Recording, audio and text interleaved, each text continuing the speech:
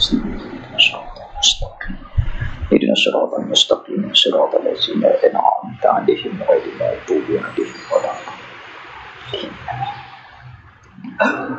اللهم صل وسلم على سيدنا محمد فاتح لما أغلق وخاتم لما سبق ناصر الحق بحق والهدي إلى صراطك المستقيم وعلى آله وصحبه حق قدره ومقداره العظيم. Alhamdulillah,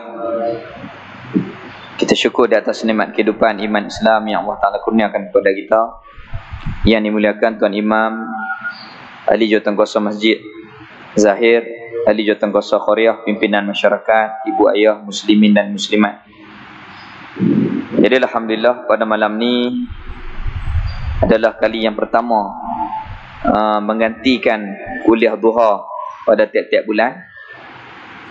Daripada waktu pagi diubah kepada waktu malam, tiap-tiap hari Selasa minggu kedua. Jadi semua ni dengan ketentuan Allah Ta'ala.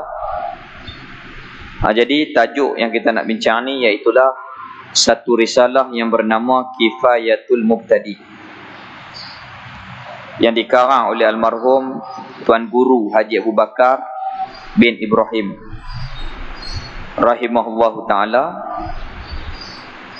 pengasas Pondok Bandar Hilir di Sik, di sebelah Sik sana tu. Jadi bagi yang nak dapat kitab, boleh dapat kepada saudara urustia kita ni lah, Abang Zam kita ni, boleh dapat kitab di meja urustia ni.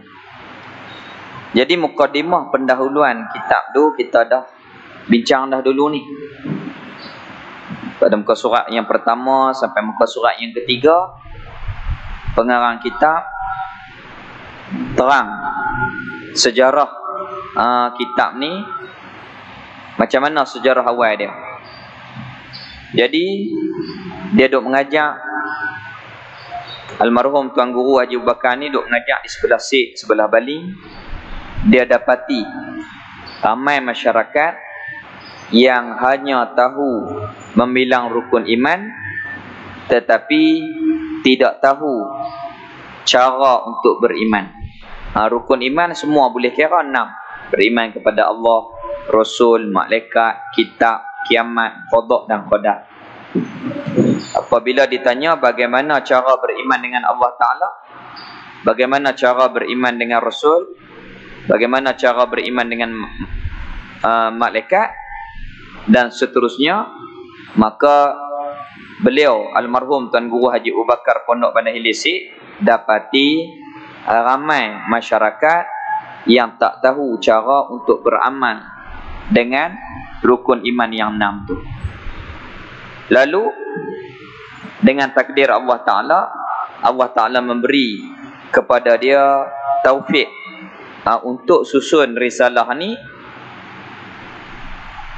Tak bahas bab lain, tak bercara bab lain, melainkan pembahasannya cara-cara beriman dengan rukun iman yang 6 itu sahaja. Cara beriman dengan Allah, cara beriman dengan Rasul, disebut satu persatu dengan detail di dalam risalah ini. Baik. Kemudian pada muka surat yang telah kita baca dah pada sesi pertemuan kuliah duha dulu, muka surat 4 kita dah baca, muka surat 5 kita dah baca. Muka surat 4 dia terangkan akan erti Islam. Mula-mula dia menerangkan kesempurnaan agama ni perlu kita ni ada 3 perkara. Yang pertama Islam, yang kedua iman, dan yang ketiga ihsan. Ni diambil kefahaman ini daripada hadis Jibril alaihi salam bertemu dengan Rasul kita Habibuna sallallahu alaihi wasallam, dan diriwayatkan oleh Sayyidina Umar seperti yang kita maklum. Nabi tanya apa itu makna Islam, apa itu iman, apa itu ihsan. Maka dibuat kesimpulan untuk melengkapkan agama kena ada 3 perkara. Yang pertama Islam, yang kedua iman, dan yang ketiga ihsan. Ini dinamakan ilmu fardu ain. Apa dia Islam? al-istislam wal inqiyad. Islam itu terima, patuh, ikut, taat. Yakni terima akan sekalian perkara yang dibawa datang oleh Rasul, yang disampaikan oleh Rasul, wajib kita kena terima. Daripada sekalian hukum hakam zahir, ibadat, muamalat, munakahat, jinayat. Nah, itu yang dinamakan Islam. Terima hukum yang berkaitan dengan amal zahir seseorang. Al-istislam wal inqiyad. Islam itu terima, patuh, ikut, taat. Terima apa? Barang perkara yang Nabi ajar, sampaikan kepada kita daripada hukum hakam yang berkaitan dengan amal-amalan zahir, seperti ibadat, sembahyang, puasa, zakat, haji. Seperti muamalat, hukum hakam jual beli dan seumpamanya, sewa menyewa, hutang piutang, hebah, hadiah, pinjam meminjam dan sebagainya. Ini di dalam bahagian hukum hakam muamalah. Begitu juga munakahat, nikah kahwin, ada rukun-rukunnya, ada lelaki perempuan, ijab, qabul, wali, saksi. Kemudian ada nafkah zahir, nafkah batin. Lepas tu ada talak zahir, talak batin. Lepas talak pula ada iddah. Tu panjang pembahasan dia di dalam bab yang berkaitan dengan munakahat. Dan begitu juga jinayat, kesalahan yang sabit dengan jenayah yang berlaku. Kalau curi, apa hukum dalam Islam? Kalau minum arak, apa hukum? Itu di dalam bahagian jinayat.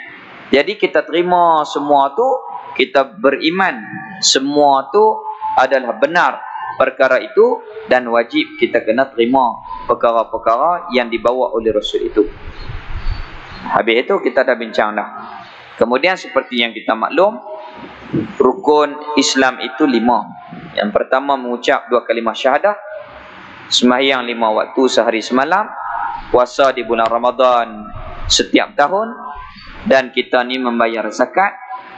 Yang kelima mengerjakan haji ke Baitullahil Haram bagi orang yang kuasa, yakni daripada sudut kemampuan keuangan, wang ringgit, kesihatan, kenderaan dan keselamatan, maka wajib pergi.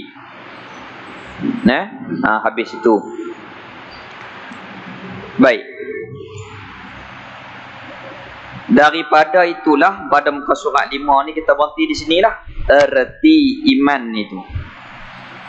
Kita sambung di sini. Bismillahirrahmanirrahim. Qala musannif rahimahullahu ta'ala wa nafa'ana bi ulumihi fid dharain amin. Erti iman. Iman ialah membenar hati seseorang. Membenar yakni dengan maksud kita terima. Wa fussiral iman bitasdiq.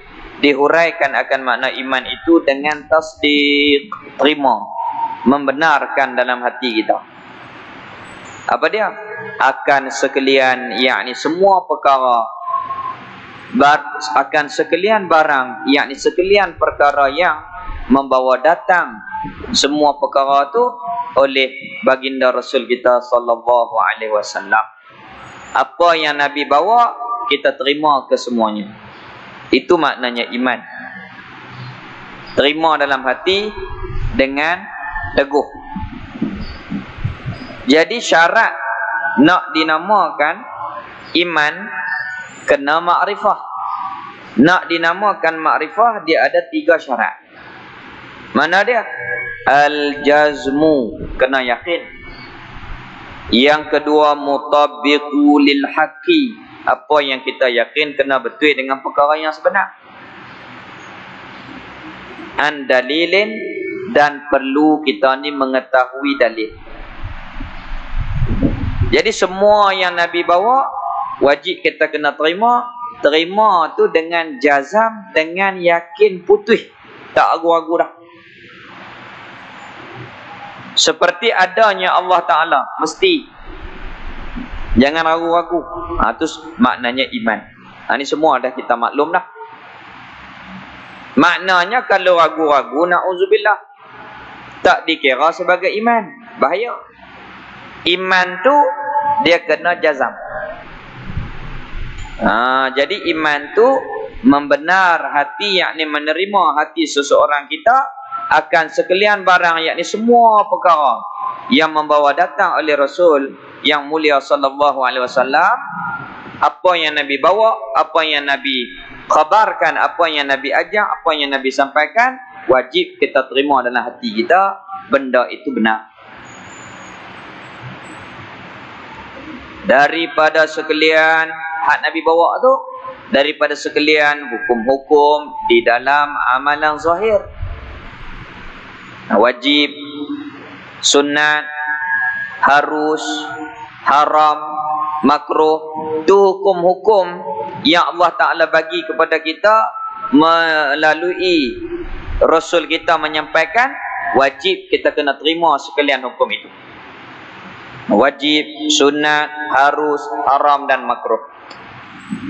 Sama ada dalam amalan zahir anggota kita. Daripada bahagian ibadah, kita kena terima sembahyang tu wajib, puasa Ramadan tu wajib, zakat bagi yang cukup haul dan nisab itu wajib, haji bagi yang mampu tu wajib. Terima dalam hati itu wajib kita kena terima, itu dinamakan iman. Buat nama Islam. Terima kata benda tu wajib. Sembahyang wajib, puasa wajib, zakat bagi yang cukup haul dan nisab wajib, haji bagi yang mampu itu wajib.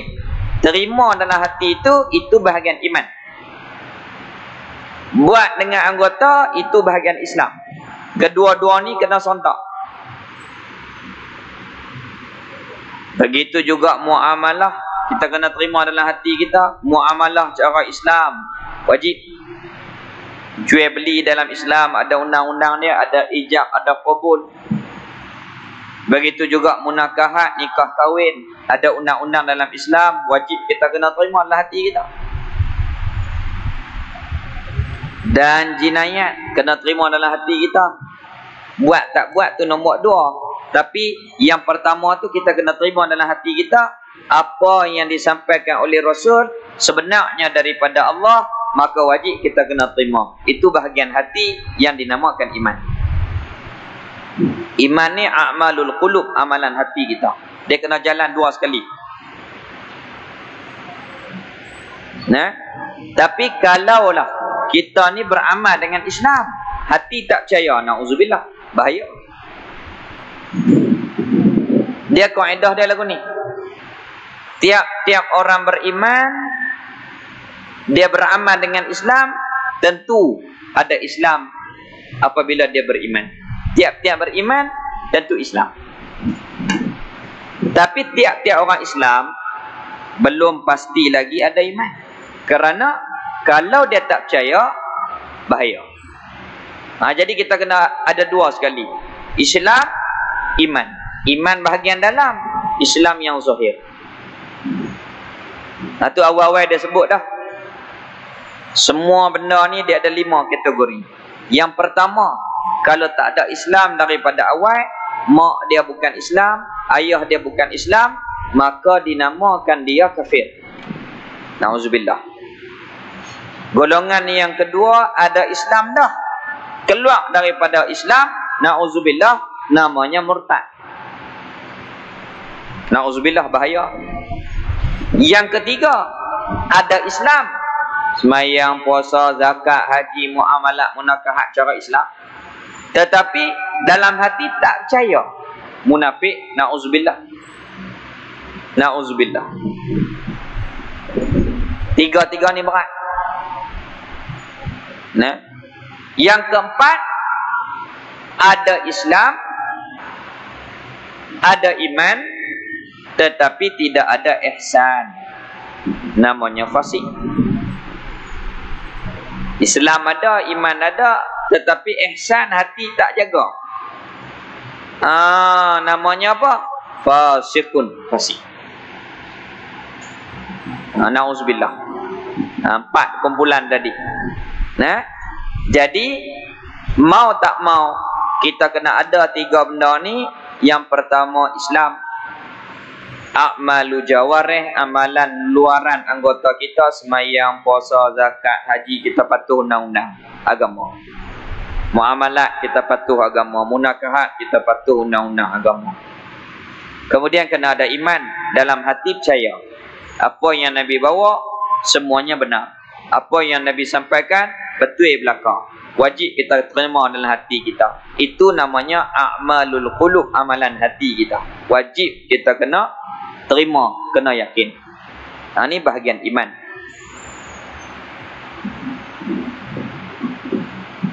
Baik. Kita tengok lagi. Jadi iman itu menerima hati seseorang akan sekalian barang, sekalian perkara yang membawa datang, yakni yang diajar, yang dibawa oleh Rasul yang mulia Habibuna Mustafa sallallahu alaihi wasallam, daripada sekalian hukum-hukum di dalam amalan zahir, daripada bahagian ibadat. Hak Nabi sampaikan wajib terimalah hati kita. Muamalat, hukum hakam yang berkaitan dengan muamalat, wajib kita kena terima dalam hati kita. Munakahat dan jinayat, dan sekalian hukum-hukum di dalam amalan hati daripada bicara, yakni pembahasan sifat-sifat mahmudah. Ni pun kita kena terima. Apa hukum hati kita ni, menjaga hati kita dengan sifat-sifat mahmudah? Wajib. Kita kena didik hati kita ni jadi ikhlas. Tak boleh riak, tak boleh ujub, tak boleh takabur. Kena didik, wajib. Kita kena ada redha, kena ada sabar. Wajib kita kena usaha supaya hati kita dapat sabar, dapat redha, dapat syukur, dapat tawaduk. Wajib. Itu pun amalan agama. Itu pun perkara yang disampaikan oleh Rasul. Wajib kita kena beramal. Dan sifat-sifat mazmumah yang dicela, wajib kita kena usaha supaya buang sifat-sifat yang dicela oleh agama, seperti takabur, ujub, riak, hasad, hubbud dunia, hubbur riyasah, dan seumpamanya lagi akan datang dibincang di depan sana. Maknanya 3 ilmu utama, Islam, iman dan ihsan, fiqh, tauhid dan tasawuf, fardu ain ni tak dapat tidak wajib dipelajari. Tak boleh kita kata lagu ni, saya minat fiqh ya, tauhid saya tak minat. Tak boleh. Saya minat ilmu tasawuf ya, fiqh saya tak minat. Tak boleh. Kena belajar 3 ilmu yang utama fardu ain ni, sama ada fiqh fardu ain, tauhid yang fardu ain, ilmu tasawuf yang fardu ain. Belajar bab Islam, syariat, iman berkaitan dengan akidah, kepercayaan, ihsan yang berkaitan dengan akhlak. Wajib kita kena belajar sehingga faham dan beramal dalam kehidupan kita, barulah dinamakan hamba. Ni gaduh-gaduh orang minta derma, orang kata ni nak buh nama apa ni? Dia tertulis hamba sudah lah, hamba Allah Ta'ala. Ingat senang nak nama hamba Allah Ta'ala. Nak jadi hamba ni dia kena patuh. Syariat dia elok, iman dia faham, kemudian akhlak dia jaga, zahir dia, hati dia. Jadi inilah ilmu fardu ain yang wajib dipelajari. Semua tu dibawa oleh Rasul kepada kita. Habis itu. Dan cerita-cerita yang gaib yang Rasul kita cerita, seperti dosa pahala, kita kena terima. Benda-benda gaib tu, benda-benda yang tak nampak tu, seperti hari kiamat, hari dibangkitkan kembali daripada kematian, alam barzakh, wajib kita terima, pasti berlaku. Bila? Tak tahu. Tapi mesti hari Jumaat. Jumaat bila? Wallahu a'lam. Pasal apa tak tahu? Kerana kalau tahu fasik dunia ni. Bukan kata kiamat. Cuba Allah Ta'ala dedahkan kita mati bila? Fasik dunia ni. Contohnya, kalau saya tahu saya mati esok malam ni, tak main dah. Kuliah malam ni.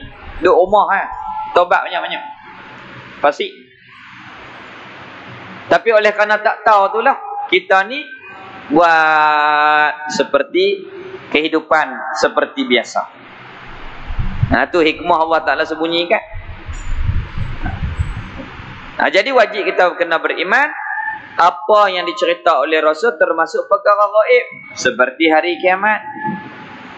Nah, qama yaqumu qiyaman, hari dibangkitkan kembali daripada kematian.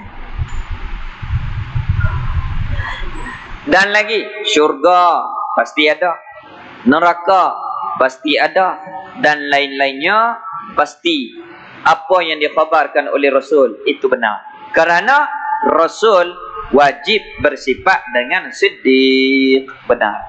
Tidak kazib, tidak dusta sekali-kali. Rasul ni boleh harap. Tu semasa pemuda Rasul kita digelar Muhammad Al-Amin. Muhammad yang boleh harap.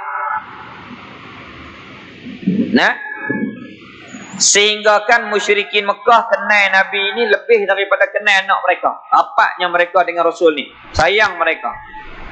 Itu sebelum umur 40, sebelum dilantik menjadi Rasul.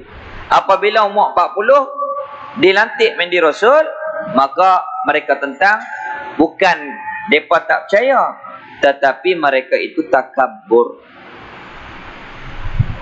Takkan kami nak ikut budak-budak kot. Dia lagu tu ya, akhir dia.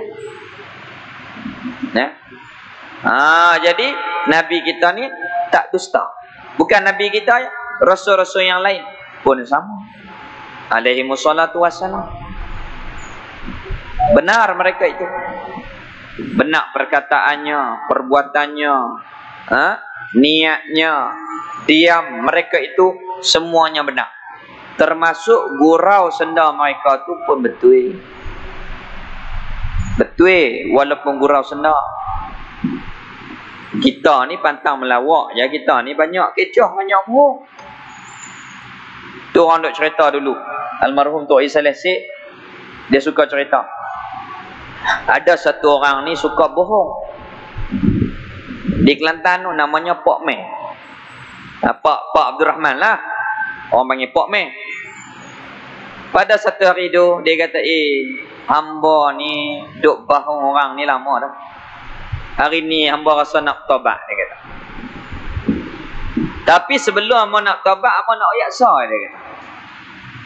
Hamba sebelum hamba nak beranak kat hamba gitu kok tak bidang. Dia kata, aku ni duk bohong orang banyak dah. Hari ni aku tak mau dah, aku nak taubat dah. Tapi sebelum taubat aku nak cerita satu benda kat hamba. Aku masa duduk dalam perut mak aku, masa mak aku nak beranak kat aku pergi panggil Tok Bidan. Boleh terima tak? Yang duduk dalam perut mak hampir panggil Tok Bidan lagu mana? Rasul gurau tetapi tidak dusta. Walaupun gurau senda.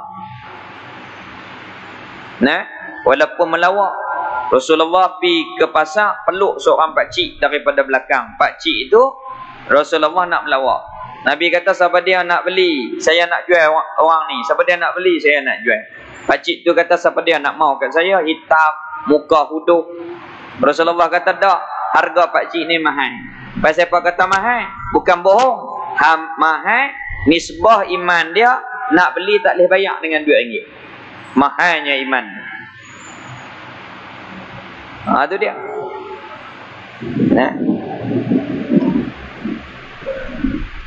Itu kelaku Rasul kita yang mulia. Benar. Boleh harap apa yang dikhabarkan oleh Rasul benar. Termasuk apa yang dikhabarkan tanda-tanda akhir zaman telah berlaku satu persatu yang kita boleh tengok mata kepala. Lebih-lebih lagi apabila kita ni menjejaki tanah suci Mekah dan Madinah Al-Munawwarah. Nampak terang-terang. Dekat dah. Jadi kita beriman apa yang dikhabarkan oleh Rasul itu betul. Betul belakang. Termasuk hukum hakam, cerita-cerita, termasuk benda-benda gaib, semua tu adalah benar. Wajib kita kena beriman. Benda gaib ni kita tak nampak tapi bukan benda tu tak ada. Contoh macam mana? Angin. Ada tak angin? Ada lah, kita rasa sejuk. Nampak tak angin? Tak nampak. Bukan makna benda yang kita tak nampak tak ada. Bukan makna benda yang kita tak nampak itu tak ada. Seperti roh kita ada tapi kita tak tahu macam mana. Angin ada, jin ada. Saat masuk dalam badan orang ni, histeria menyerik-teriak. Saat masuk dalam badan orang ni, ada. Tapi kita tak nampak. Itu dinamakan makhluk Allah Ta'ala jauhar latif ataupun jauhar mujarrad. Benda yang halus yang tak dapat kita nampak dengan mata kepala kita, melainkan Allah Ta'ala buka mata orang yang diberi kasyaf dapat melihat perkara-perkara itu. Kita tak nampak mata kita.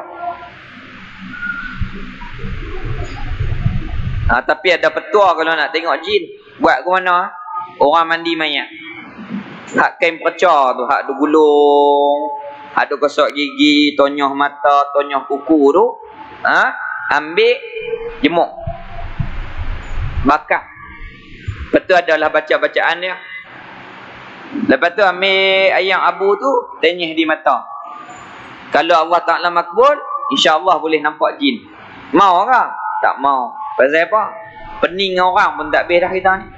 Tak mau nak pening dengan jin pula. Jenuh dakwah kita. Nak dakwah manusia ni pun tak habis. Jadi bukan bererti benda tak nampak tu tak ada. Bukan macam tu. Terkadang benda tu ada tetapi kita tak nampak dengan mata kita kerana mata kita ni tidak ada kuwah yang kuat. Tidak ada kekuatan yang kuat untuk melihat benda-benda yang seni tu.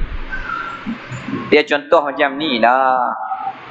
Perau duduk tepi laut ni, besar depan kita, besar pada kita. Dia pergi kuih tengah, kuih kecil. Bukan kecil, kita yang nampak kecil. Kuih tengah, kuih kecil, kecil-kecil tak ada langsung. Bukan tak ada, kita tak nampak. Kita tak nampak. Itu semuanya wajib kita imani. Apa kita bincang malam ni? Iaitulah perkara yang berkaitan dengan keimanan. Apa dia iman? Wa fussiral iman bitasdiq, dihuraikan makna iman dengan tasdiq, penerimaan. Membenarkan dalam hati kita. Benarkan apa? Seluruh apa yang dibawa datang oleh Rasul, yang disampaikan oleh Habibuna Mustafa sallallahu alaihi wasallam, Rasul kita yang mulia, semua itu adalah benar dan wajib kita kena terima dalam hati kita. Apa yang dibawa, setengah daripadanya perkara yang berkaitan dengan syariat, ibadat, muamalat, munakahat, jinayat. Setengah daripadanya perkara iman, beriman kepada Allah, Rasul, malaikat, kitab, kiamat, qada dan qadar. Setengah daripadanya iaitulah ihsan. Wajib kita kena jaga hati kita daripada sifat-sifat mazmumah dan hiasi dengan sifat-sifat mahmudah. Itu semua perkara wajib kita kena terima. Dan termasuk juga cerita-cerita, pengajaran dan seumpamanya. Dan begitu juga perkara-perkara gaib. Semua tu betul. Kita jangan engkar, kita jangan ragu-ragu. Wajib kita kena beriman dengan itu. Habis itu. Kemudian kita pindah pula pada muka surat 6. Rukun iman ada 6 perkara. Ni kita maklum semua dah. Pertama, percaya akan Allah Ta'ala. Ini dikira secara umum dulu. Lepas tu persoalan dia, bagaimanakah cara beriman dengan Allah Ta'ala? Dia tanya situ. Maka oleh kerana itulah dia buat kitab ni. Kalau orang tanya, kitab Kifayatul Mubtadi yang dikarang oleh almarhum Tok Guru Haji Bakar Sik ni dia bahas apa? Abang kata, tak ada bahas bab lain, bincang bab rukun iman, cara nak beriman saja. Hak lain kena cari kitab lain. Kitab ni nak bahas cara beriman saja. Jangan silap beli kitab pula. Pi Pustaka Darussalam. Kita kata mai kitab Kifayatul Mubtadi. Hak ni mimbar. Jangan kata lagu ni. Mai kitab Kifayatul Muhtadi. Dia bagi hak tebal belah-belah ringgit tu. Hak tu Syekh Daud. Hak ni bukan hak Syekh Daud. Hak ni kitab tauhid. Kifayatul Mubtadi. Mimbar Mubtadi. Ni kitab tauhid yang dikarang oleh almarhum Tok Haji Bakar. Tok Haji Bakar ni orang Baling, Kampung Bongok. Kemudian dia pergi mengaji dengan Tok Guru dia, Tok Guru Haji Omar Zuhdi di Lanai. Mengaji sampai alim. Dia menjadi pengetua urus bab-bab pelajar di Pondok Lanai. Kemudian dia mai buka pondok di Telui Tua Sik. Dia meninggal tahun 2008. Hari dia meninggal, dia sempat khatam waktu duha. Lepas tu dia pergi kebun. Habis dia pergi kebun tu rebah mati. Sempat habis kitab dia baca. Dia kerang. Dia mengajak tiap-tiap hari Sabtu waktu duha pukul 9 di pondok dia. Khatam kitab pagi, pergi kebun rebah mati. Tahun 2008. Rahimahullahu ta'ala. Baik. Masa dia ada, kitab ni tak terkenal. Tetapi setelah dia wafat, kitab ni seluruh negara dijual. Pasal apa? Berkat. Tahu mana kata berkat? Tak ada orang kempen, tak ada orang suruh, tapi orang suka nak baca. Itu maknanya Allah mencampakkan barakah. Ziyadatul khair al-ilahi. Bertambah kebajikan yang Allah Ta'ala kurniakan. 20,000 dah cetak habis semua. Sekali cetak 10,000, kali yang kedua, lah ni tak tahulah kali yang ke berapa. Habis tu. Jadi bagaimana cara beriman dengan Allah Ta'ala disebut secara detail satu persatu di sini. Cara beriman dengan Allah dua. Malam ni kita bincang sekali lalu dulu. Mana? Yang pertama beriman dengan Allah secara umum. Yang kedua secara detail. Cara umum macam mana? Wajib kita yakin Allah Tuhan yang sebenar. Dan memiliki sifat kesempurnaan. Sifat kesempurnaan kamalan Allah amat-amat banyak. Banyak mana? Wallahu'alam. Banyak sangat. Itu cara yang pertama.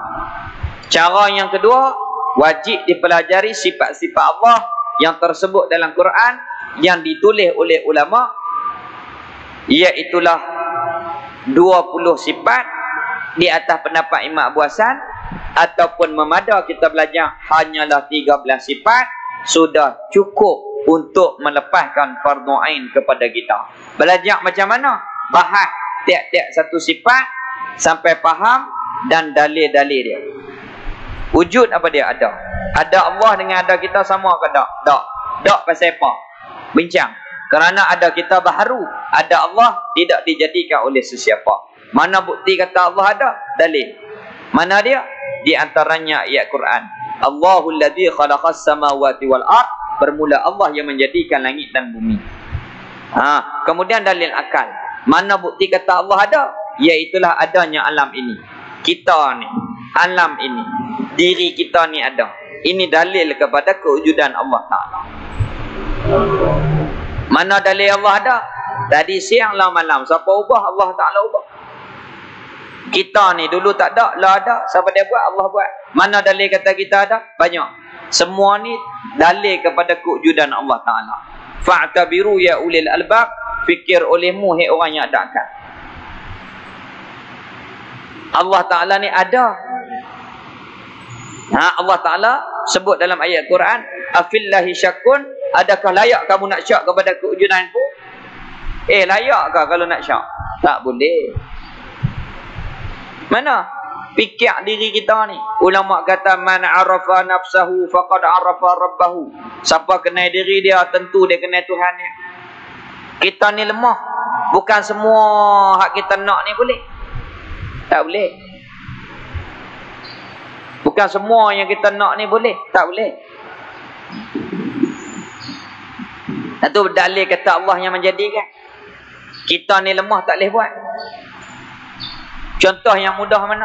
Orang kecil mana? Kerak kaki. Nak buat kaki yang macam Allah buat ni boleh tak? Tak boleh. Ganti kaki palsu. Daging pun tak ada. Orat pun tak ada. Bulu roma pun tak ada. Pijak batu pun tak sakit dah. Nah, sebab kaki palsu. Nah. Tetapi nak buat macam Allah buat tak boleh. Jadi cara beriman dengan Allah ni secara tafsir kita belajar satu persatu sifat Allah Taala wujud apa dia. Dalil dia apa? Qidam apa? Dalil apa? Baqa apa? Dalil dia apa? Mukhalafah macam mana? Dalil apa?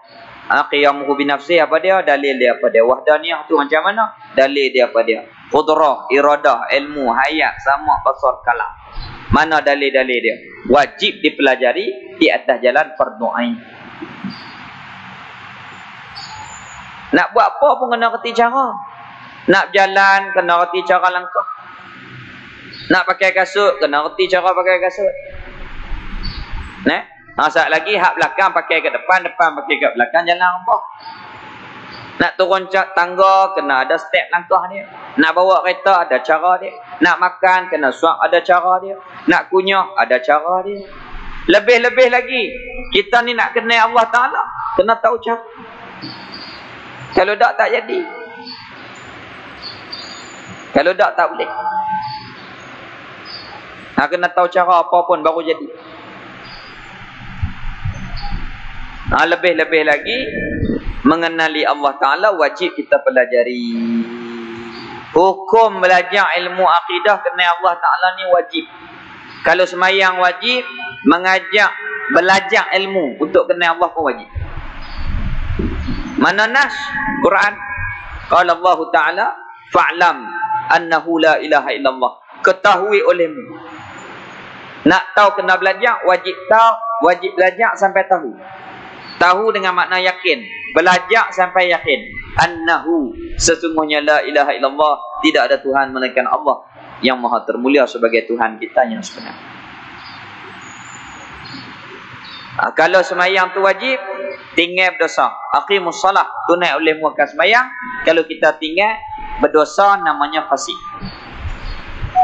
Wajib taubat, wajib qada. Bagi mazhab kita Ahlussunnah wal Jamaah.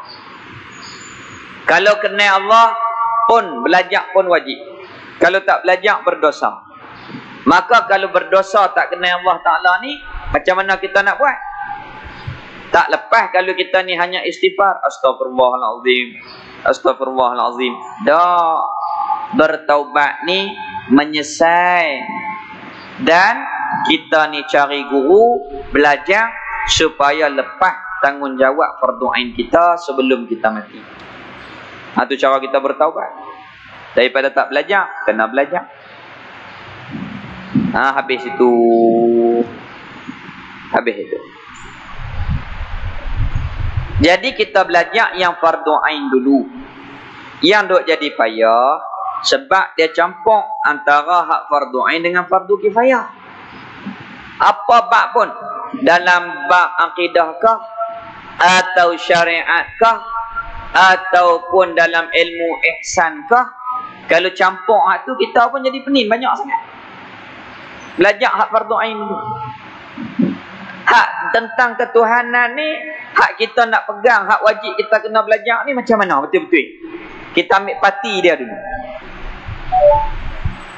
Kemudian yang berkaitan dengan syariat yang wajib kita kena belajar, yang berkaitan dengan fiqh ni, apa yang wajib kita kena belajar, yang penting dulu. Kita ambil yang penting-penting dulu. Begitu juga ihsan. Dalam bab untuk menjaga akhlak, apa yang peranan kita kena jaga hati kita tu dulu. Dia tak panjang lah. Itu cara kita belajar. Itu dalam susunan pembelajaran tok watong kita nipih dulu matan, lepas tu naik syarah sikit, hak nipih sikit, lepas tu naik hak sederhana, hak tu kuih tebal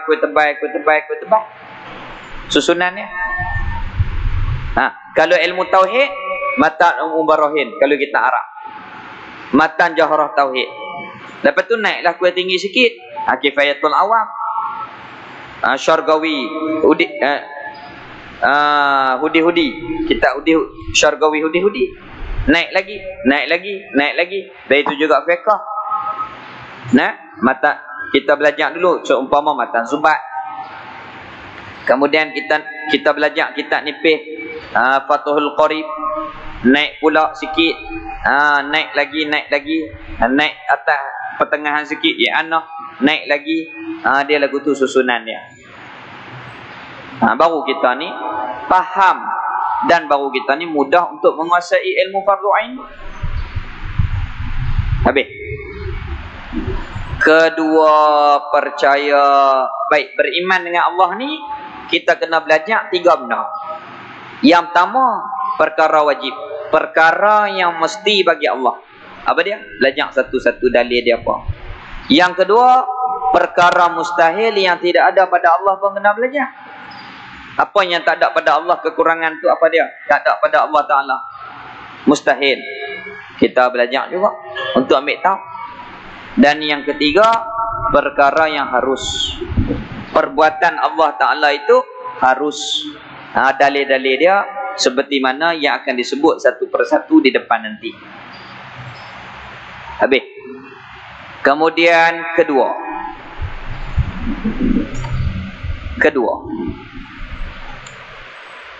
Baik. Dalam pembahasan mengenali Allah Ta'ala ni, ada yang fardu ain dan ada ilmu tambahan fardu kifayah.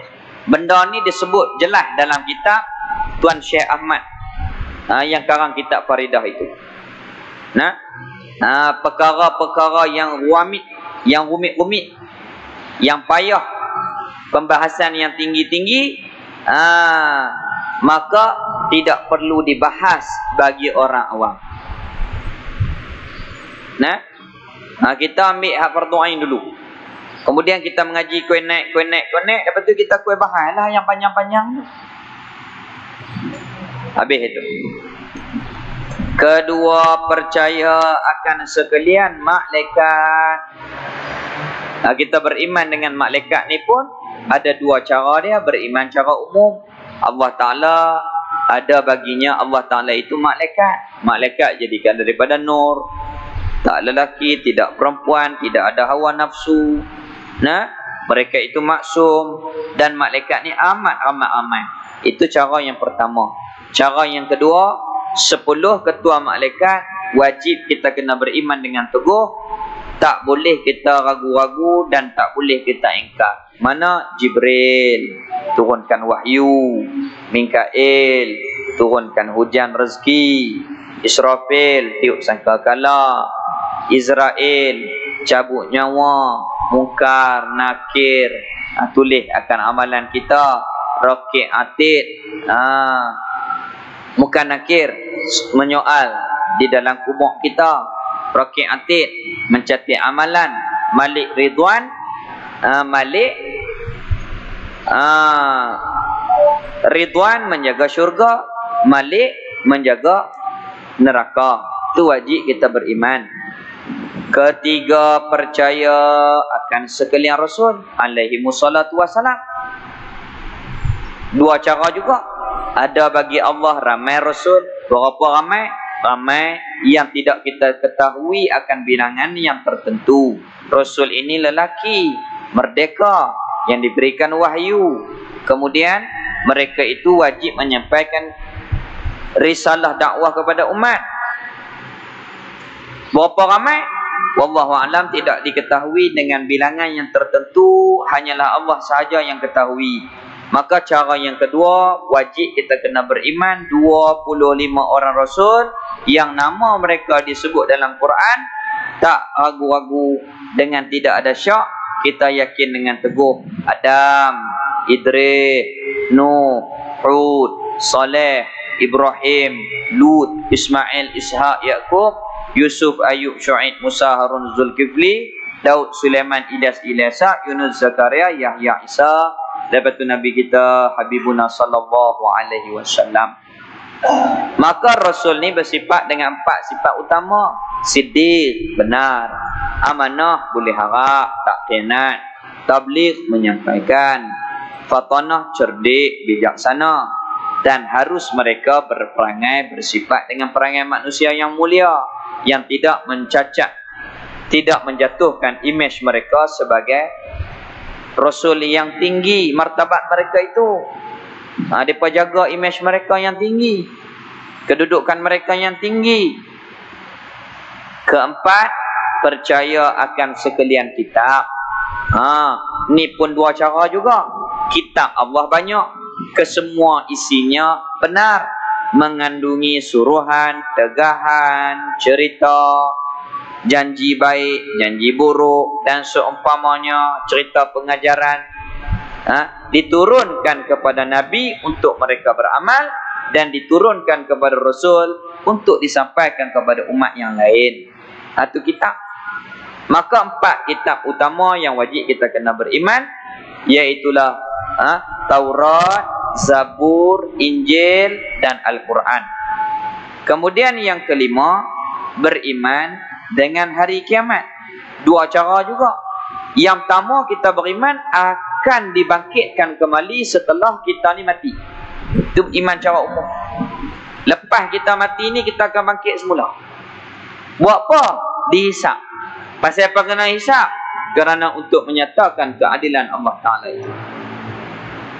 Kemudian cara beriman dengan kiamat, cara yang kedua, iaitu kita beriman selepas kita mati, kullu nafsin za'iqatul maut, tiap-tiap yang bernyawa pasti mati. Lepas mati ni, kita hidup balik. Mana? Muqaddimah dia alam barzakh. Di alam barzakh kita kena ada soal munkar nakir. Ada azab ataupun nikmat. Mendapat nikmat bagi orang yang dapat nikmat, diazab bagi mereka yang kena azab. Na'udzubillah. Kemudian di tiup sangkakala yang pertama semua binasa. Tiup sangkakala yang kedua oleh Israfil, kita ni akan bangun. Pergi mana? Kepada masyarakat. Buat apa? Akan dihisap kita di sana. Maka di situ kita akan berdepan dengan hari kebangkitan.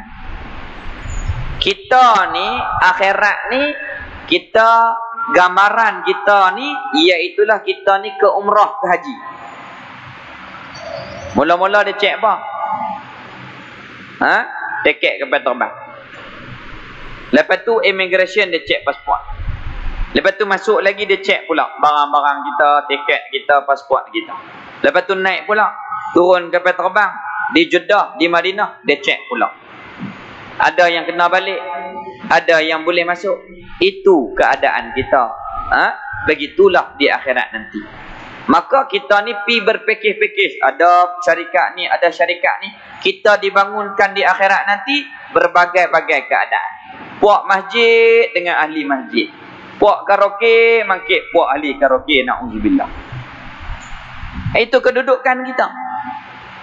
Jadi kita minta doa supaya Allah Ta'ala bangkitkan kita bersama dengan siddiqin, bersama dengan anbiya. Macam mana? Kita kena bentuk keadaan. Gambaran di dunia ini adalah gambaran kehidupan kita di akhirat. Kalau kita jinak dengan agama, insya-Allah di akhirat nanti kita akan dibangkitkan bersama dengan alim ulama, bersama orang-orang yang soleh, orang-orang yang siddiqin daripada kalangan awliya dan seumpamanya. Ad-dunya darul amal wal akhirah darul jaza. Dunia beramal, akhirat terima balasan. Itu gambaran kita. Keenam, percaya akan hari baik. Kiamat ni kita akan bangkit kepada masyarakat. Di situ kita akan jumpa balik ke semua kita ni untuk diadili. Maka kita berhajat kepada syafaatul uzma Nabi kita sallallahu alaihi wasallam. Apa dia syafaat? Minta kebaikan untuk orang lain. Kita minta, Nabi kita minta kebaikan untuk berikan kepada kita. Apabila Nabi kita sujud, Allah Ta'ala suruh angkat apa yang Allah Ta'ala bagi? 70,000 umat Nabi boleh masuk syurga tanpa hisab. Dan 70,000 tu diberi, tiap-tiap 70,000 tu boleh tarik pula 70,000 lagi. Harap-harap masuk juga kita lah. Harap-harap. Tapi nak dapat syafaat Nabi, yang pertama, iman kena elok. Yang kedua, hati jangan ada ragu-ragu. InsyaAllah kita akan dapat syafaat Nabi. Di antaranya, kita ni memperbanyakkan akan salawat kepada Nabi kita sallallahu alaihi wasallam dengan apa sahaja sirah, apa sahaja selawat, silakan. Boleh belakang. Keenam, percaya akan qada dan qadar. Qada ketentuan Allah dengan iradahnya sejak azali, dan qadar apabila sampai masa Allah melaksanakan kesemua itu dengan ketentuan Allah Ta'ala. Yang Allah Ta'ala berfirman dalam Quran, Innallaha yaf'alu ma yurid. Sesungguhnya Allah buat apa yang ia kehendak. Hak dok jadi ni Allah nak. Apabila sampai masa jadi, sampai masa jadi, sampai masa jadi. Ketentuan Allah qada, sampai masa qadar Allah menjadikan. Maka beriman dengan qada qadar ni panjang pembahasan dia. Tidak menafikan ikhtiar usaha, tidak menafikan doa, tak boleh redha dengan kemaksiatan, wajib berakhlak sebagai akhlak orang yang beriman dengan qada dan qadar. Jangan kata saja ya. Tak boleh. Kita ni kena beramal dengan iman itu. Apa dia qada? Ketentuan Allah. Apa dia qadar? Sampai masa Allah buat. Tiba-tiba Allah bagi sakit. Kita keluh kesah. Pasal apa lah lagu ni? Salah apa? Duk meratus. Duk peletiak. Sedangkan kita ni rukun iman yang keenam, beriman dengan maksud terima qada ketentuan Allah dan qadar perbuatan Allah Ta'ala. Apabila mai jadi benar, kita lupa qada qadar. Apabila mai nikmat, kita lupa itu pemberian Allah Ta'ala. Kita tak syukur. Apabila mai ujian, kita tak boleh nak sabar, tak boleh nak redha. Sebab kita tidak ada cara untuk beramal dengan qada dan qadar. Na'udzubillah. Maka daripada sebab itulah kita kena belajar cara beriman dengan qada dan qadar. Macam mana cara dia? Apabila diberi nikmat, wajib syukur. Pandang itu pemberian, ketentuan dan perbuatan Allah terhadap kita. Kita boleh mai semayang ni, buangkan diri kita. Bukan kita baik, bukan kita bagus dak. Kita ni hanya mau dan kita bergerak, yang mengizinkan kita Allah. Maka Allah tentu, Allah buat, Allah mau, alhamdulillah, kebaikan, ketaatan untuk kita. Maka barulah kita tak jadi riak, barulah tak jadi takabur, barulah tak jadi ujub. Ni baru kenal Allah Ta'ala. Kalau tak kenal diri kita, aku bagus, orang lain karut belakang aku hak bagus, na'udzubillah. Amal dengan ujub ada syirik khafi. Apabila syirik khafi, tak kenal Allah, amalan tertolak. La tasihul ibadah illa bima'rifatillah. Tidak sah, tidak diterima ibadah melainkan kena kenal Allah. Sembahyang sah tapi pahala tak dapat. Dah kita kata kita rajin, kita bagus, kita belakang. Orang panggil ananiah, keakuan. Apabila keakuan, mana qada Allah, mana qadar Allah, di mana letak Allah Ta'ala? Tak ada dalam kehidupan. Kalau lagu tu nama tauhid macam mana? Kalau lagu tu nama beriman dengan qada qadar bagaimana? Dakwah sahaja. Hakikat dak. Na'udzubillah. Ni kena belajar cara dia. Jadi jam pun pukul 9 dah. InsyaAllah panjang umur kita sambung balik pada bulan depan kalau panjang umur. Lepas tu nak puasa dah lah. Kemudian kita berhenti. Keenam, percaya yakni kita terima dalam hati akan qada dan qadar. Yang baik kita syukur, yang tak baik kita terima dan kita ubah menjadi baik di samping kita berdoa kepada Allah Ta'ala. Itu cara-cara dia. Tak menafikan ikhtiar usaha, tak menafikan doa. Wajib kita berakhlak dengan akhlak sebagai orang yang beriman dengan qada dan qadar. Itu banyak pembahasan yang lagi akan datang. Kalau panjang umur kita sambung. Wallahu alam. Bismillahirrahmanirrahim. Alhamdulillahirabbil alamin. Wassalatu wassalamu ala asyrafil anbiya'i wal mursalin wa ala alihi wa sahbihi ajma'in. Alhamdulillah ala ni'matil imani wal islam wa huma min azamin ni'am wa kafa bihima min ni'amah. Raditu billahi rabban wa bil islami dina wa bi Muhammadin nabiyyan wa rasula. Rabbana atina fid dunya hasanah wa fil akhirati hasanah wa qina azabannar. Wa sallallahu ala sayyidina Muhammad walhamdulillahi rabbil alamin.